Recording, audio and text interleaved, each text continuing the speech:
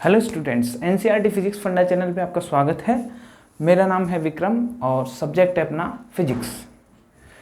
तो आज हम शुरू करेंगे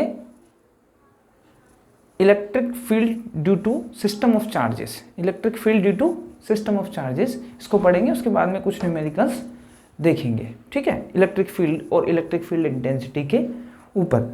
तो I want to say something that कि अगर आपको कुछ भी समझ में नहीं आता है या फिर कुछ समझ में आता है, जो भी हो, अगर आपको कुछ भी मुझे सजेशन देना है तो वो आप कमेंट्स के हेल्प से दे सकते हैं। और दूसरी बात, वो सजेशन ज़रूर दें, ये भी इम्पोर्टेंट है कि सजेशन देना ज़रूरी है, otherwise I can not improve. Okay, दूसरी बात ये है कि लाइक ज़रूर करें और हो सके तो शेयर भी करें। ओके, तो आज की क्लास में हम लोग कुछ न्यूमेरिकल देखेंगे। न्यूमेरिकल्स को सीरियसली लीजिए, बिकॉज सीबीएसई में न्यूमेरिकल्स ज़्यादा आते हैं। और इस क्लास को पूरा देखें क्योंकि इसमें प्रीवियस ईयर क्वेश्चंस भी एक आध क्वेश्चन देखेंगे हम, जो इलेक्ट्रिक फील्ड इंटेंसिटी वाले क्वेश्चन पे आया, मतलब कॉन्सेप्ट में आया हुआ है। ठीक है, तो आज की क्लास थोड़ी हो सकता है थोड़ी लंबी हो जाए, पर अच्छे से समझना और आराम से। ठीक है, तो अभी तक हमने कल जो पढ़ा था वो इस तरीके से था। इलेक्ट्रिक फील्ड के बारे में देखा था, इलेक्ट्रिक फील्ड की इंटेंसिटी के बारे में देखा था। ओके, तो इलेक्ट्रिक फील्ड और इलेक्ट्रिक फील्ड की इंटेंसिटी के बारे में हमने देखा था। तो इलेक्ट्रिक फील्ड मैंने बताया था, एक स्पेस होता है किसी भी चार्ज के अराउंड, जहाँ तक उसमें अगर कोई भी चार्ज आएगा, कोई भी चार्ज या अनचार्ज बॉडी आएगी तो वो उसको उसके ऊपर फोर्स लगा सकता है। ठीक है, आइदर इट इज़ अट्रैक्टिव और इट इज़ रिपल्सिव। दूसरी बात क्या है कि इलेक्ट्रिक फील्ड होता है तो उस चार्ज में जितना ज़्यादा फोर्स लगेगा या जितना कम फोर्स लगेगा वो उसकी इंटेंसिटी बताएगा। तो इलेक्ट्रिक फील्ड की इंटेंसिटी बोलेंगे उसको। ठीक है, तो ये दो चीज़ें थी, दोनों अलग अलग हैं। एक इलेक्ट्रिक फील्ड है और एक इलेक्ट्रिक फील्ड की इंटेंसिटी है। ठीक है, तो यहाँ से समझिए। इसके बाद में एक नोट करके लिखिए, ये इंपॉर्टेंट पॉइंट है, इसको ध्यान से देखना। एक बार एक नोट है, उसको देखते हैं, ध्यान से सुनिए। मैंने आपको जो पढ़ाया था, मैंने ये पढ़ाया था कि मान लो कोई भी चार्ज अगर पॉजिटिव चार्ज है, क्या है, पॉजिटिव चार्ज है, तो उसमें जो इलेक्ट्रिक फील्ड, देखो एक चीज़ और बताई थी, इलेक्ट्रिक फील्ड है ना, इलेक्ट्रिक फील्ड मैंने ऐसे बनाया था, इसको देखिए, ये भी बताना जरूरी है। मैंने ऐसे बताया था कि इलेक्ट्रिक फील्ड ऐसे होता है, इलेक्ट्रिक फील्ड ये वाला इलेक्ट्रिक फील्ड होता है, सही बात है। लेकिन जो इलेक्ट्रिक फील्ड है बेसिकली उसके अंदर ऐसे कुछ भी नहीं होता है, ऐसा कोई ज़रूरी नहीं होता है। तो इलेक्ट्रिक फील्ड को डिफाइन करना ज़रूरी है। तो इलेक्ट्रिक फील्ड को हम ये मानते हैं कि जो इलेक्ट्रिक फील्ड बना होता है ना, तो वो कुछ लाइंस का बना हुआ मानते हैं, कुछ imaginary infinite number of lines होती हैं, उनका बना हुआ मानते हैं, उनको बोलते हैं electric field lines. We will discuss in next lecture. Okay, तो उस चीज़ को हम बाद में डिस्कस करेंगे। तो ये कोई भी इलेक्ट्रिक फील्ड बना होता है, किसका बना होता है, इलेक्ट्रिक फील्ड लाइंस का। अब इलेक्ट्रिक फील्ड लाइंस होती है, जैसे अब कोई पॉइंट चार्ज है, मान लो क्या चीज़ है, कोई भी पॉइंट चार्ज है, जैसे एक पॉइंट चार्ज है, इस पॉइंट चार्ज के अगर मान लो ये पॉजिटिव पॉइंट चार्ज है तो इलेक्ट्रिक फील्ड लाइंस कुछ इस तरीके से होंगी, रेडियली आउटवर्ड होगी। ये पढ़ाया होगा शायद मैंने, रेडियली आउटवर्ड होगी। तो यहाँ इलेक्ट्रिक फील्ड की डायरेक्शन शो हो रही है, ये इलेक्ट्रिक फील्ड ऐसे इनफाइनाइट नंबर ऑफ लाइंस होगी, मैं कुछ ही बनाऊंगा। तो ये बताया था मैंने आपको, ठीक है। अच्छा, अब ध्यान से सुनिए, यहाँ इलेक्ट्रिक फील्ड की डायरेक्शन वही है और इलेक्ट्रिक फील्ड की इंटेंसिटी की डायरेक्शन भी वही है। ठीक है, इसका मतलब ये है कि इस पे अगर कोई भी पॉजिटिव चार्ज आएगा तो उस पे फोर्स लगेगा इधर की साइड।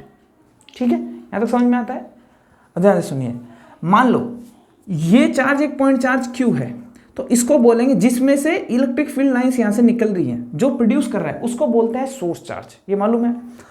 लेकिन मान लो अगर मैं इसमें कोई दूसरा चार्ज लाता हूं जिस पे मुझे फोर्स लगाना है, क्या लगाना है, फोर्स। मान लो ये क्या है, सोर्स चार्ज है। जब भी सोर्स चार्ज बोलूं तो वो जो इलेक्ट्रिक फील्ड लाइंस प्रोड्यूस कर रहा है मतलब ये है कि उसके ऊपर ही है इलेक्ट्रिक फील्ड लाइंस। दूसरा, मान लो कोई दूसरा चार्ज लाऊंगा इसमें, तो वो क्या हो जाएगा, मान लो इसमें ये चार्ज लाया हूं मैं दूसरा छोटा वाला, तो इसको बोलेंगे टेस्ट चार्ज, ये बात मालूम है। तो ध्यान से सुनिए, ये इंपॉर्टेंट बात है। जब भी मैं इस टेस्ट चार्ज को यहां लाता हूं तो ये इसके लिए एक्सटर्नल फील्ड होता है। अगर मैं एक्सटर्नल फील्ड बोलूं तो ये वाला फील्ड क्या है इसके लिए, एक्सटर्नल फील्ड है, बिकॉज ये जो चार्ज है इसकी वजह से, एक्सटर्नल चार्ज की वजह से प्रोड्यूस हुआ है, इसका फील्ड नहीं है, क्योंकि इसका भी तो खुद का कुछ फील्ड हो सकता है ना, तो ये ध्यान रखना। और जब ये टेस्ट चार्ज का हमेशा हम क्या लेंगे कि इसका इलेक्ट्रिक फील्ड नेग्लिजिबल लेंगे, ठीक है, तो यहाँ ध्यान रखना ये बात। तो इसको, इसी से हमको एक कंसेप्ट समझ में आता है। देखिए इसी ये वाली पिक्चर, इसको थोड़ा जूम करके देखूं तो हम मान लो एक एक्सटर्नल इलेक्ट्रिक फील्ड लेते हैं, uniform external electric field, uniform external electric field, ठीक है। तो इसकी डायरेक्शन मान लो इधर है, ठीक है, इसकी डायरेक्शन किधर है, यूनिफॉर्म एक्सटर्नल इलेक्ट्रिक फील्ड लिया जिसकी डायरेक्शन इधर है, ठीक है। अब ध्यान से सुनिए, मुझे ये बताइए कि ऐसी सिस्टम है, ये इलेक्ट्रिक फील्ड की डायरेक्शन किधर है, इधर है। इसको थोड़ा जूमिंग इफेक्ट से दिखा रहा हूं मैं। तो इसमें मान लो ये वाला चार्ज लिया मैंने, पॉजिटिव चार्ज, क्या लिया है, पॉजिटिव चार्ज है। कोई भी जो टेस्ट, अब इस केस में ये क्या है, पॉजिटिव टेस्ट चार्ज है। अब इसका सोर्स चार्ज है कोई दूसरा होगा अलग, ठीक है ना। जैसे इसी का मान लो तो ये वाला चार्ज ये रहा, ठीक है, इसका सोर्स चार्ज ये है। अब देखिए ध्यान से इस केस को देखो, ये जो टेस्ट चार्ज है इस पे ये इलेक्ट्रिक फील्ड की डायरेक्शन किधर है, इधर है, ठीक है। तो इस पे फोर्स किधर लगेगा, इधर लगेगा, लगेगा कि नहीं लगेगा। इसका मतलब यह है कि अगर कोई चार्ज पॉजिटिव है, क्या है पॉजिटिव, कोई चार्ज पॉजिटिव है तो उस पर जो फोर्स किधर लगेगा, इधर लगता है, ठीक है, यहां तक समझ में आता है। तो एक बात ध्यान रखिए कि जो पॉजिटिव चार्ज होता है, पॉजिटिव कौन सा, जो एक्सटर्नल वो टेस्ट चार्ज होता है, वो अगर पॉजिटिव है तो उस पर जो इलेक्ट्रिक फील्ड जो फोर्स लगाएगा वो दोनों की डायरेक्शन क्या होगी, सेम होगी, ठीक है ना। इसको अगर हम थोड़ा इंटरप्रेट करने की कोशिश करें तो देखिए ध्यान से। अच्छा एक और देखते हैं, मान लो कि ये कोई नेगेटिव टेस्ट चार्ज लाया मैं, है ना। एक और एग्जांपल देखते हैं, अभी इसको देखा था आपने और अब इसको देख रहे हैं। मान लो एक कोई नेगेटिव टेस्ट चार्ज लाया, अब ध्यान से सुनिए। अब मुझे ये बताइए, आप, सिंपल सी बात है कि ये जो नेगेटिव टेस्ट चार्ज है, ठीक है, ये जो नेगेटिव टेस्ट चार्ज है, इस वाले को थोड़ा एलोबरेट करके देखते हैं। इसके लिए देखो इलेक्ट्रिक फील्ड की डायरेक्शन किधर है, सॉरी इसको चलो यही थोड़ा सा बना देता हूं, देखो ध्यान से। ये माइनस नेगेटिव चार्ज को रखा है हमने इसमें इलेक्ट्रिक फील्ड। अच्छा इसमें इलेक्ट्रिक फील्ड की डायरेक्शन मान लो इधर है, ठीक है, ऐसे ही तो है। तो इलेक्ट्रिक फील्ड की डायरेक्शन किधर है, इधर है।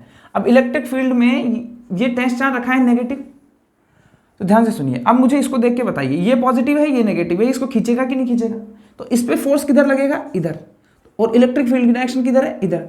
तो नेगेटिव पे हमेशा जो फोर्स लगता है, नेगेटिव चार्ज पे जो फोर्स लगता है हमेशा अपोजिट द इलेक्ट्रिक फील्ड लगता है। तो ध्यान से समझिए इस बात को। देखो एक फॉर्मूला होता है electric field equals to force upon q, ये पढ़ा था, F अपॉन क्यू। यहाँ पे ये टेस्ट चार्ज है, मैं क्यू नोट लिख रखा था, बस इतना ही है। तो equals to force upon q, जो टेस्ट चार्ज है उसकी वैल्यू, ये वाली इसके लिए फिट बैठता है, क्योंकि फोर्स इलेक्ट्रिक फील्ड और ये क्या है, फोर्स जो इस पे लग रहा है divide by this positive test charge, okay. अच्छा इलेक्ट्रिक फील्ड इसको ऐसे लिख सकते हैं। इसको अगर मैं थोड़ा मॉडिफाई करूं तो देखो F vector equals to q E vector, क्या, क्यू ई वेक्टर। इस स्टेटमेंट को पढ़िए, और ये प्लस क्यू ई है, ठीक है। ध्यान से सुनिए, इससे ही तो आया है क्यू इंटू ई करेंगे तो F इक्वल्स टू, ऐसे कहता है कि अगर चार्ज, ये क्या कहता है, ये स्टेटमेंट बोलता है if charge is positive, if charge is positive, जो कि किसी एक्सटर्नल इलेक्ट्रिक फील्ड में रखा गया है, अगर वो चार्ज पॉजिटिव है तो इलेक्ट्रिक फील्ड की डायरेक्शन और जो उस पे जो फोर्स लगेगा उसकी डायरेक्शन, इलेक्ट्रिक फील्ड की डायरेक्शन और इस चार्ज पे जो फोर्स लगेगा उसकी डायरेक्शन क्या रहेगी, सेम रहेगी, ठीक है। जबकि इस वाले को देखें तो इसके लिए यही फॉर्मूला यूज करो तो E इक्वल्स टू क्या हो जाएगा, E vector equals to F upon minus q, यही होगा, है ना। तो इसको थोड़ा सलीके से लिख लेना आप, है ना, ठीक है। F वेक्टर इक्वल्स टू क्या हो जाएगा, माइनस क्यू ई। अगर ये स्टेटमेंट हमसे क्या बोलता है, इसको ध्यान से सुनिए। अगर चार्ज नेगेटिव है, अगर टेस्ट चार्ज क्या है, नेगेटिव है, तो इलेक्ट्रिक फील्ड की डायरेक्शन और इस पे लगने वाले फोर्स की डायरेक्शन क्या होगी, अपोजिट होगी। क्या होगी, डायरेक्शन अपोजिट होगी, डायरेक्शन अपोजिट होगी, ठीक है। अगर एक्सटर्नल इलेक्ट्रिक फील्ड में अगर कोई भी पॉजिटिव टेस्ट चार्ज रख रहे हैं, कोई भी पॉजिटिव चार्ज रख रहे हैं, तो उस पे लगने वाले इलेक्ट्रिक फील्ड की डायरेक्शन उस पे लगने वाले फोर्स की डायरेक्शन सेम होगी। मतलब जिधर इलेक्ट्रिक फील्ड होगा उधर ही ये चार्ज मूव करेगा। देखो इस पे फोर्स लगाएगा तो इधर ही तो जाएगा। दूसरा, अगर कोई नेगेटिव टेस्ट चार्ज रखते हैं तो इलेक्ट्रिक फील्ड की डायरेक्शन और उस पे लगने वाला जो फोर्स है उसकी डायरेक्शन क्या रहेगी, अपोजिट रहेगी। ठीक है, यहां अगर मैं नेगेटिव चार्ज भी कर दूंगा तो भी वही फील आएगा, उसमें कोई दिक्कत नहीं। ये तो बताने के लिए है, लेकिन सीधा लिखिए आप, ये समझिए दोनों। अगर कोई नेगेटिव टेस्ट चार्ज है तो उस पे जो इलेक्ट्रिक फील्ड की डायरेक्शन है और उस पे लगने वाला जो फोर्स की डायरेक्शन है वो अलग अलग रहेगी। ठीक है, इसका मतलब है अगर इलेक्ट्रिक फील्ड इधर जाएगा तो इस पे लगने वाला फोर्स किधर होगा, इधर होगा। मतलब ये इधर मूव करेगा उल्टा। ठीक है, तो ये इस कॉन्सेप्ट को ध्यान रखिए, ये इंपॉर्टेंट बात है, इस स्टेटमेंट को पढ़नी सीखिए। ठीक है, ये बताता है कि अपोजिट डायरेक्शन है दोनों की, और ये चार्ज बताता है कि नेगेटिव चार्ज है ही, और इलेक्ट्रिक फील्ड की डायरेक्शन और ये फोर्स की डायरेक्शन दोनों अपोजिट है, ये बोलता है ये। ठीक है, तो इस स्टेटमेंट को ध्यान रखिए। यहाँ कहता है अगर पॉजिटिव चार्ज है तो दोनों की डायरेक्शन सेम है। डायरेक्शन सेम कैसे बता रहा है, क्योंकि पॉजिटिव लिखा हुआ है, तो ये भी प्लस का है ये भी प्लस का है, तो डायरेक्शन सेम है। यहाँ दोनों के वो सिंबल अलग अलग है, तो ये दोनों की डायरेक्शन अलग अलग है। समझ में आता है ये बात यहाँ तक? ठीक है, तो ये कंसेप्ट है, ये इंपॉर्टेंट है, इसको ध्यान से देखिएगा। ओके, चलिए नाउ 1 मिनट। अरे यार,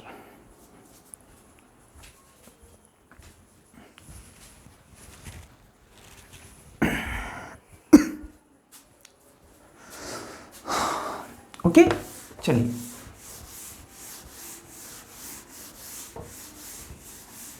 आप चाहें तो इसको लिख सकते हैं, मैं लिख देता हूं एक बार।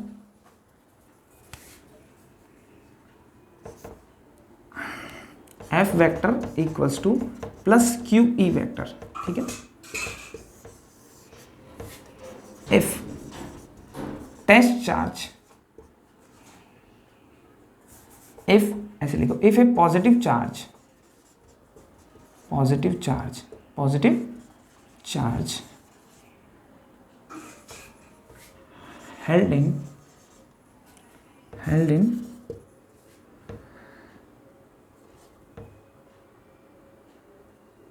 external electric field,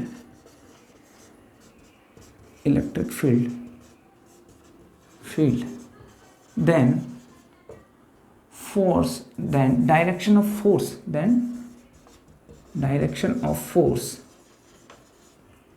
of force and direction of electric field will be same, ठीक है, इस स्टेटमेंट का मतलब ये है। ठीक है, ऐसे ही हम नेगेटिव वाले के लिए लिख सकते हैं। F equals to minus q statement का मतलब क्या है, ये आप एक बार you can write easily, same है। If a negative charge held in external electric field, then direction of force and direction of electric field will be opposite. You can write this, okay? तो you have to write this.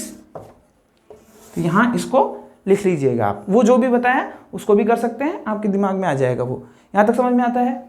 ठीक है, तो electric अगर positive charge है तो वो electric field के साथ में मूव करेगा, अगर उसके ऊपर फोर्स इलेक्ट्रिक फील्ड के साथ मूव करवाएगा उसको, अगर वो नेगेटिव चार्ज है तो इलेक्ट्रिक फील्ड के अपोजिट मूव करेगा। क्या करेगा? अपोजिट मूव करेगा। अभी इतना ही ध्यान रखिए, ओके? और इसको कंप्लीट कर लेना, लिखना है आपको। ठीक है, ये क्वेश्चन आया हुआ है इसलिए कह रहा हूँ, ओके? इसके बाद में एक छोटा सा टॉपिक है, वो भी रह गया है तो उसको भी कंप्लीट कर लेते हैं।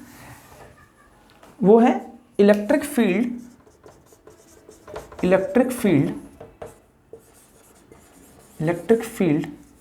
ड्यू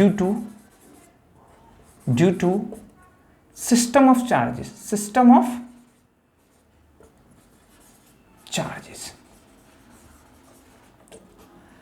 एक सिस्टम ऑफ चार्जेस की वजह से इलेक्ट्रिक फील्ड कितना रहेगा किसी पॉइंट पे। ठीक है, फॉर एग्जांपल समझिए इस बात को। मान लो कि हमारे पास n नंबर ऑफ चार्जेस है, ठीक है, Q1 Q2, एक और ले लेते हैं Q3, और ऐसे बहुत सारे हैं Qnth चार्ज है। ठीक है, हमको किसी पॉइंट P पे इलेक्ट्रिक फील्ड देखना है। क्या देखना है? इलेक्ट्रिक फील्ड देखना है।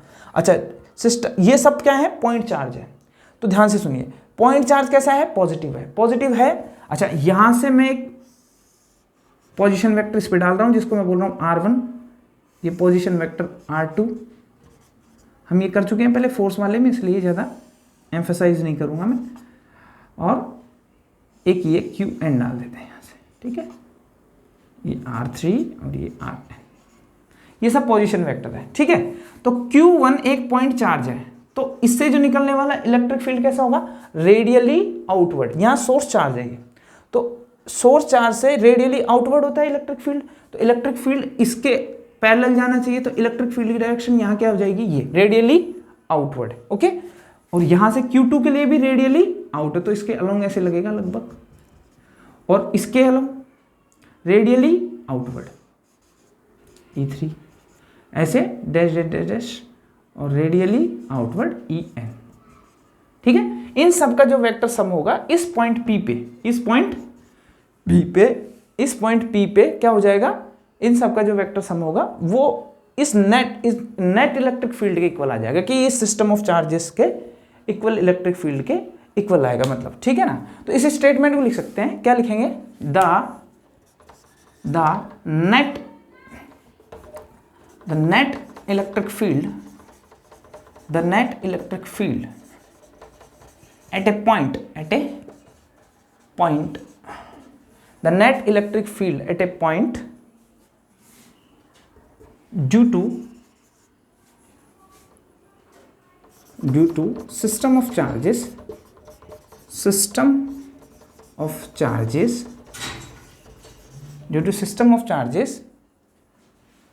will be equals to vector sum of all individual charges, vector sum of all individual electric fields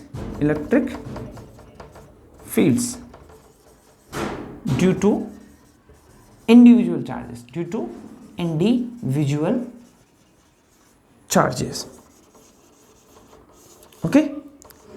ध्यान से सुनिए, ये ऐसे कहता है कि इस पॉइंट पे जो नेट इलेक्ट्रिक फील्ड होगा वो एक एक पॉइंट से जो इलेक्ट्रिक फील्ड्स आए हैं, एक एक चार्ज से जो इलेक्ट्रिक फील्ड आए हैं, उन सब के, जैसे E1 आया है Q1 से, E2 आया है Q2 से, E3 आया है Q3 से, ये सब इलेक्ट्रिक फील्ड इंडिविजुअल चार्जेस से आए हैं। तो इस पे जो नेट इलेक्ट्रिक फील्ड होगा वो कैसा होगा, वो इन सब का वेक्टर सम होगा। क्या होगा, इन सब का वेक्टर सम होगा, ठीक है, ये ध्यान रखिए। मतलब क्या कहना चाहता है, E net vector equals to E1 electric field due to charge 1, E2 plus E3 plus dot dot dot dot EN, nth charge, electric field due to nth charge. Is it okay? चलिए, तो यहां तक समझ में आता है आपको? तो ये ध्यान रखना, द नेट इलेक्ट्रिक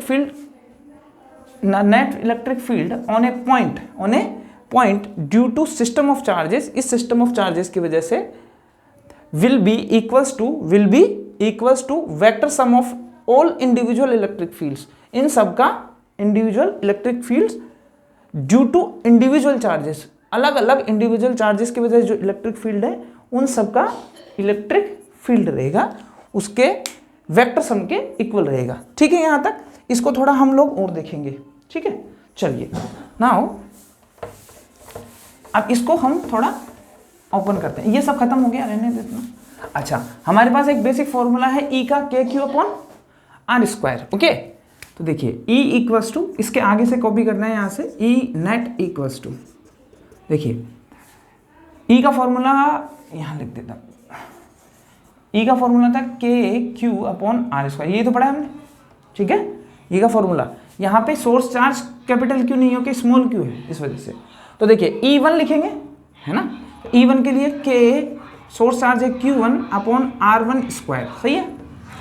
अब नेट यहाँ वेक्टर क्वांटिटी है, तो इसको वेक्टर क्वांटिटी बनाएंगे R1 कैप लगा के, ओके, प्लस K E2 है तो K Q2/R2² कैप, इसको वेक्टर क्वांटिटी बना रहे हैं, बस कुछ नहीं है, plus dot dot dot KQN r n square r n cap.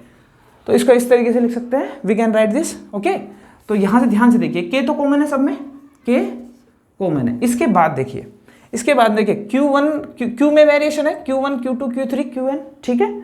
अच्छा, R1 R2 R3 Rn में वेरिएशन होगा। अच्छा, ये वाले में भी वेरिएशन है। तो हम लोग एक जनरल क्वांटिटी सिग्मा लिखेंगे यहाँ। सिग्मा लिखने के बाद ये तीनों को लिखेंगे, Q लिखेंगे, R स्क्वायर लिखेंगे और R लिखेंगे। ओके, अब ध्यान से सुनिए, हम एक जनरल ले लेते हैं कि I कोई वेरिएबल है जो 1 से स्टार्ट होके I खत्म हो रहा है n पे, और यहाँ लिख देंगे I और I।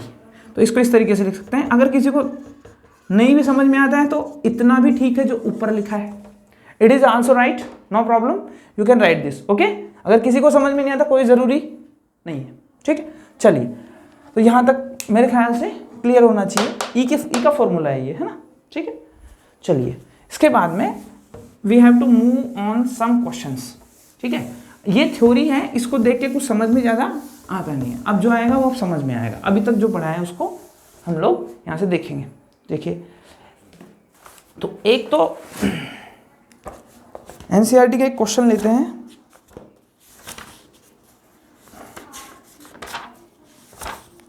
पीछे से एक क्वेश्चन है, ये देखिए,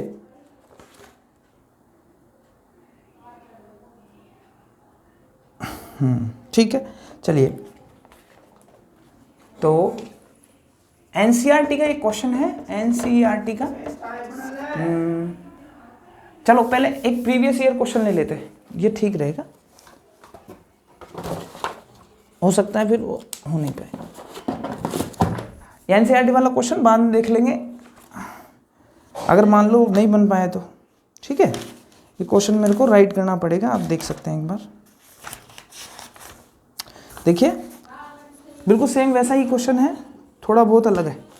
देखिए, क्वेश्चन है ये 2014 में आया हुआ है ना, सीबीएसई में 2014 का क्वेश्चन है, इसको जरूर कर लेना आप। ओके, चलिए, यहाँ लिखा हुआ है 2 point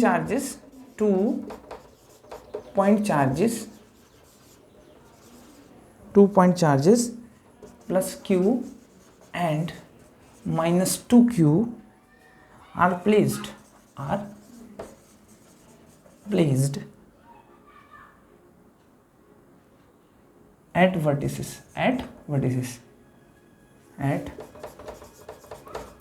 vertices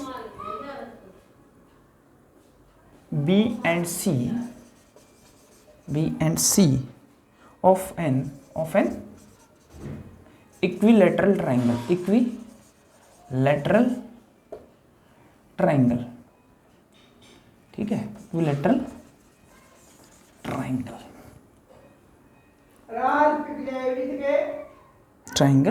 यहाँ लिखा है triangle ABC of side A as given in figure, ठीक है। एक फिगर दे रखा है, obtain expression for first they रखा है द मैग्नीट्यूड, obtain पूरा ही लिख लो, obtain expression for magnitude and direction of electric field and direction of resultant बोल दो या नेट बोल दो, रिजल्टेंट या नेट इलेक्ट्रिक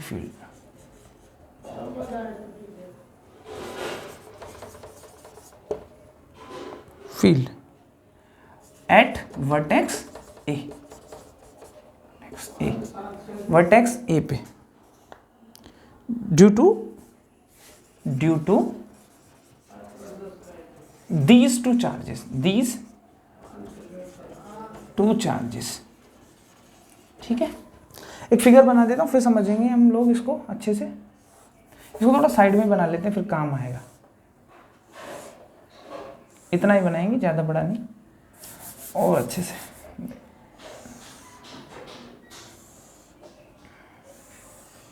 ठीक है। एक ट्राइंगल है इक्विलेटरल, मतलब हर एक साइड बराबर होगी। ए पॉइंट ये रहा, बी ये रहा, सी ये रहा, और यहाँ प्लस क्यू चार्ज है जो कि पॉइंट चार्ज है एक, और यहाँ माइनस क्यू चार्ज, ठीक है।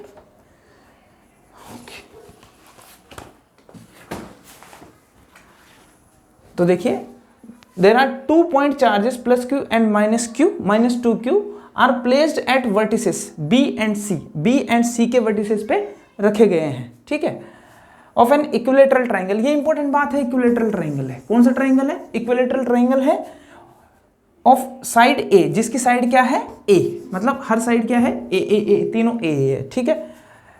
एज गिवन इन फिगर, जैसे फिगर में दिया है, obtain explain for magnitude and direction of resultant electric field. जो रिजल्टेंट इलेक्ट्रिक फील्ड होगा, जो रिजल्टेंट इलेक्ट्रिक फील्ड होगा, उसका मैग्नीट्यूड और डायरेक्शन पता करनी है। किस पॉइंट पे, किस पॉइंट की बात कर रहे हैं? वर्टेक्स ए पे, यहां पॉइंट पे, ठीक है। Due to these two charges, इन दोनों चार्जेस की वजह से, ठीक है। तो मैं इसको अभी मिटा देता हूं, फिर समझेंगे एक बार। चलिए इसको भी मिटाना पड़ेगा, ठीक। अब देखो, अभी इसी क्लास में हमने क्या समझा है? हमने ये समझा है कि अगर एक से ज़्यादा चार्ज हो तो उसकी वजह से जो इलेक्ट्रिक फील्ड आता है, वो उसका जो टोटल इलेक्ट्रिक फील्ड है उसको कैसे कंसीडर करें। जैसे E1 plus E2 plus E3 ऐसे, तो उसका वेक्टर सम करेंगे, तब जाके वो नेट या रिजल्टेंट इलेक्ट्रिक फील्ड आएगा कि नहीं आएगा, ठीक है। और वो कैसे करते थे? एक पॉइंट के लिए, जैसे ये पॉइंट है, अब देखिए ये पॉजिटिव चार्ज है, सोर्स चार्ज है, तो इलेक्ट्रिक फील्ड, मान लो इसका जो इलेक्ट्रिक फील्ड है EB बोल देते हैं इसको, इलेक्ट्रिक फील्ड जो इसमें सोर्स चार्ज पॉजिटिव चार्ज है, इसका मतलब इसके इलेक्ट्रिक फील्ड क्या करेगा? Radially outward, radially outward. तो बाहर की तरफ इलेक्ट्रिक फील्ड लगेगा EB, ऐसा लगेगा कि नहीं लगेगा? EB, ये इलेक्ट्रिक फील्ड बाहर की तरफ हो गया, ठीक है, क्योंकि ये पॉजिटिव चार्ज है तो रेडियली आउटवर्ड इसकी डायरेक्शन रहेगी, ओके। अभी देखिए ये नेगेटिव चार्ज है इलेक्ट्रिक फील्ड, तो नेगेटिव चार्ज है, पॉइंट चार्ज है, मतलब रेडियली इनवर्ड होता है। देखो ऐसे पढ़ाया था ना, ये पॉजिटिव चार्ज है तो रेडियली आउटवर्ड होता है, ठीक है, ऐसे इलेक्ट्रिक फील्ड की डायरेक्शन, और रेडियली इनवर्ड होगा तो ऐसे, ठीक है, ऐसे, ये बताया था। तो इलेक्ट्रिक फील्ड की डायरेक्शन इधर क्या रहेगी? इनवर्ड रहेगी, रहेगी कि नहीं रहेगी? अब देखो यहां से इसको थोड़ा और बड़ा बनाए तो ज़्यादा बेटर है, ठीक है। अब ध्यान से देखिए, EC बोल सकते हैं इसको, ठीक है।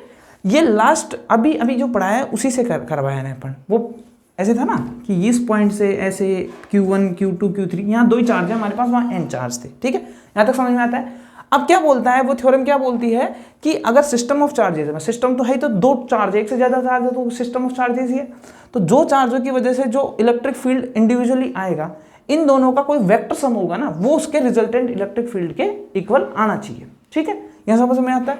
तो ध्यान से देखिए, मान लो ये इसका रिजल्टेंट इलेक्ट्रिक फील्ड है, और जनरली ऐसे ही होगा क्योंकि इन दोनों के बीच में होगा, ठीक है ना, इन दोनों के बीच में रिजल्टेंट इलेक्ट्रिक फील्ड होगा। तो ये कितना हो गया? E नेट बोल देते हैं इसको, क्या बोल देते हैं? E net. तो ऐसा होना चाहिए कि E नेट होना, उस थ्योरम के हिसाब से E नेट होना चाहिए वो EB vector plus EC vector होना चाहिए, सही बात है, ठीक है। अच्छा, इसकी डायरेक्शन किधर होगी? जनरली इन दोनों का बीच में होगा, इस तरफ डायरेक्शन होगी। तो इसकी डायरेक्शन तो मेरे को पता लग गई कि पैरेलल टू BC है, इस तरीके से, ठीक है, पैरेलल टू BC रहेगी वो, ठीक है। एक डायरेक्शन तो पता लग गई कि नेट या रिजल्टेंट इलेक्ट्रिक फील्ड है, उसकी डायरेक्शन पैरेलल टू BC है। अब इसका जो मैग्नीट्यूड है वो पता कर लें, तो EB और EC, तो इक्वेशन नंबर फर्स्ट मैं क्या बोल रहा हूँ? E net equals to EB plus EC, इन दोनों का वेक्टर सम होना चाहिए। अब वेक्टर सम का मतलब क्या होता है कि वेक्टर सम का मतलब ये होता है कि इन दोनों का जो नेट, इन दोनों को ऐड करूंगा तो EB square plus EC square plus 2 EB EC, okay.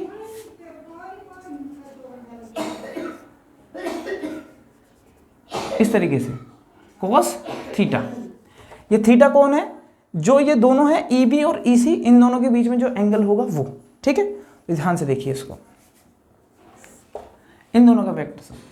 अच्छा, पहले सबसे फर्स्ट इसको कर लिया आपने। अब ध्यान से देखिए कि EB को अलग से निकालते हैं। पहले तो EB मालूम नहीं है मेरे को, ठीक है, तो ई बी निकालेंगे तो फॉर्मूला लगाएंगे के क्यू अपॉन आर स्क्वायर। ये तो होता है इलेक्ट्रिक फील्ड का फॉर्मूला, यही होता है। के तो ये रहा, चार्ज कौन है क्यू, ये रहा के क्यू अपॉन आर स्क्वायर, है कि नहीं है। आर कितना है, इन दोनों के बीच में डिस्टेंस को क्या बोलेंगे, इस पॉइंट के और इसके बीच में जो डिस्टेंस रहेगी उसको क्या बोलेंगे, आर स्क्वायर। तो यहाँ आर थोड़ी है, यहाँ तो ए है, तो हम इसको यहाँ ए स्क्वायर करेंगे, सही है। इसके बाद में ई सी और निकालते हैं। ई सी कौन सा है, ये वाला। तो इन दोनों के बीच में, इन दोनों के बीच में तो सोर्स देखो के क्यू अपॉन आर स्क्वायर वही फॉर्मूला होता है, के क्यू अपॉन आर स्क्वायर। ध्यान से देखो, के तो ऐसे कैसे फिक्स है, क्यू की जगह देखो सोर्स चार्ज कितना है, -2q है। कितना है, -2q है एक्चुअली, लेकिन हमको इसको पॉजिटिव ही पुट करना है, ठीक है। यहाँ कुछ ऐसा हमको अभी कुछ करना नहीं है, ठीक है। यहाँ तक समझ गए आप। इसके बाद में अच्छा डिस्टेंस कितनी है, आर स्क्वायर था, तो ये हो जाएगा ए स्क्वायर। कितना हो जाएगा, ये ए स्क्वायर हो जाएगा, ठीक है। तो के क्यू अपॉन ए स्क्वायर, के 2q मतलब सोर्स चार्ज 2q रखेंगे upon a square. Is it okay. Put ये दोनों वैल्यूज को यहाँ पुट करना है। ये वेक्टर सम का फॉर्मूला है, ठीक है। 11th क्लास में पढ़ा था, वो लिख रहा हूँ मैं यहाँ।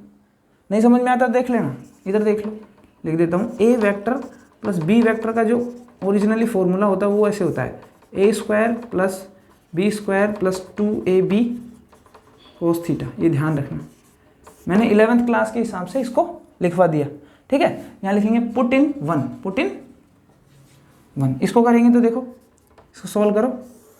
ई बी स्क्वायर यानी ई बी का स्क्वायर यानी k q upon a square का square plus E C square यानी ई सी का स्क्वायर यानी 2kq upon a square, 2kq upon a square का square plus 2 E B into E सी।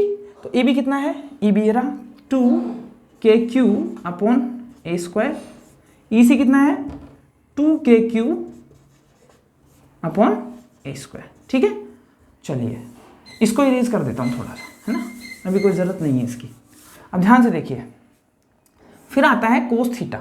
Theta क्या है, E B और ई सी के बीच में, ये जो दोनों के बीच में, जिनके बीच में निकालना होगा ना हमको, उन दोनों के बीच में जो एंगल है उसकी बात करें, मतलब ये वाला,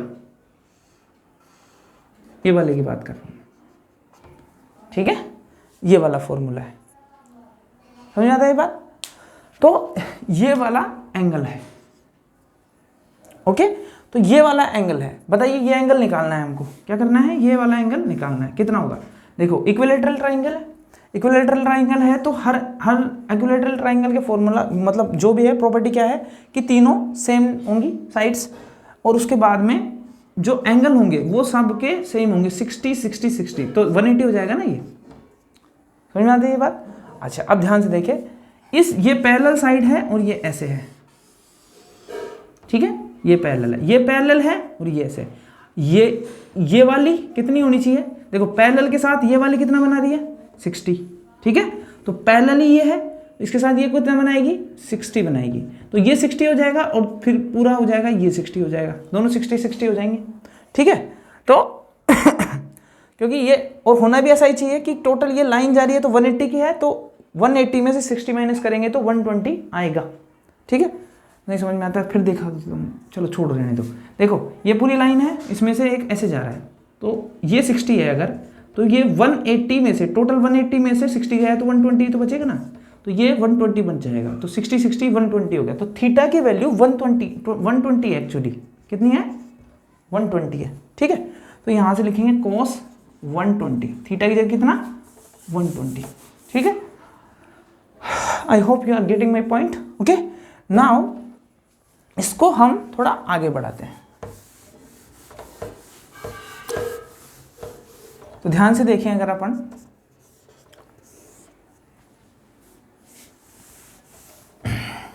देखो के square q square upon a की पावर 4 इतना हो जाएगा, के square q square upon a की पावर 4 प्लस स्क्वायर कर दिया 2 का 4 के square q square upon a की पावर 4 प्लस 2, देखो इन दोनों को मल्टीप्लाई करेंगे तो 2 तो इधर आ जाएगा साइड में, ये तो 2 आ गया इधर, के स्क्वायर क्यू स्क्वायर ए की पावर 4, तो के स्क्वायर क्यू स्क्वायर ए की पावर 4। कोस 120 की वैल्यू -1/2 होता है, ठीक है।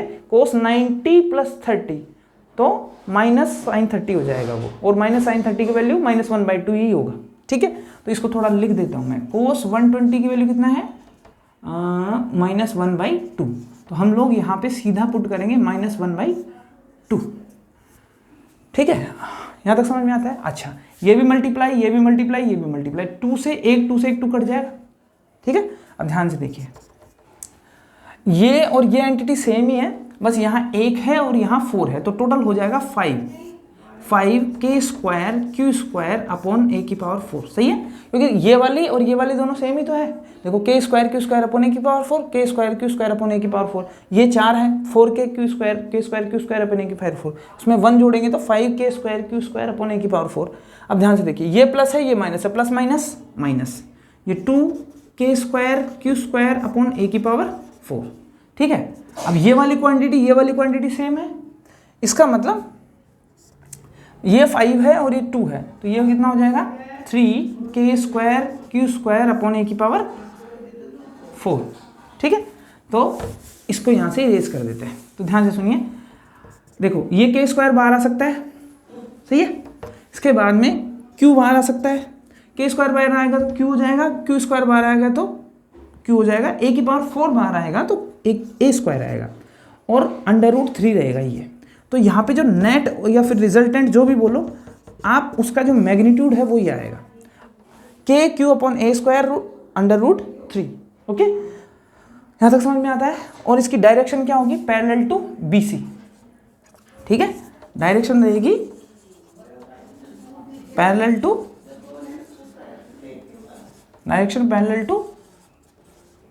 BC, BC के पैरेलल इसकी डायरेक्शन रहेगी, ठीक है। देखो पैरेलल इसी की तो है, ओके। यहाँ तक समझ में आता है आपको। तो I hope you are getting my point. And तो आज की क्लास में यही एंड करते हैं, काफ़ी टाइम हो गया, ठीक है। तो थैंक यू। इसको ज़रूर मुझे कुछ सजेशंस दें, अगर आपको कुछ भी प्रॉब्लम है या फिर नहीं है, जो भी है, तो मैं इस कंटेंट को थोड़ा और ठीक करूँ, okay. That's all for today. कल की क्लास में हम एक क्वेश्चन एनसीईआरटी का ले लेंगे। ये प्रीवियस ईयर था इसलिए मुझे इंपॉर्टेंट लगा, और थोड़ा बड़ा था इस वजह से मैंने एक ही करवाया और इसको पहले लिया, नहीं तो एक क्लास बड़ी हो जाती, करवाना ज़रूरी था। कल हम एक एनसीईआरटी का क्वेश्चन ले लेंगे अगर चाहोगे तो, और भाई लें या नहीं लें आप बताइए एक बार। और दूसरी बात यह है कि कल या नेक्स्ट वीडियो जब भी आएगा तो उसमें हम लोग इलेक्ट्रिक फील्ड लाइंस को डिस्कस करेंगे और अच्छे से, जो भी मैंने बताया ना, इलेक्ट्रिक फील्ड लाइंस का बना होता है, ठीक है ना। तो उसका बेसिक एंटिटी वो ही होता है, उससे बना होता है। तो ठीक है, तो वेट कीजिए आप नेक्स्ट वीडियो का। Thank you.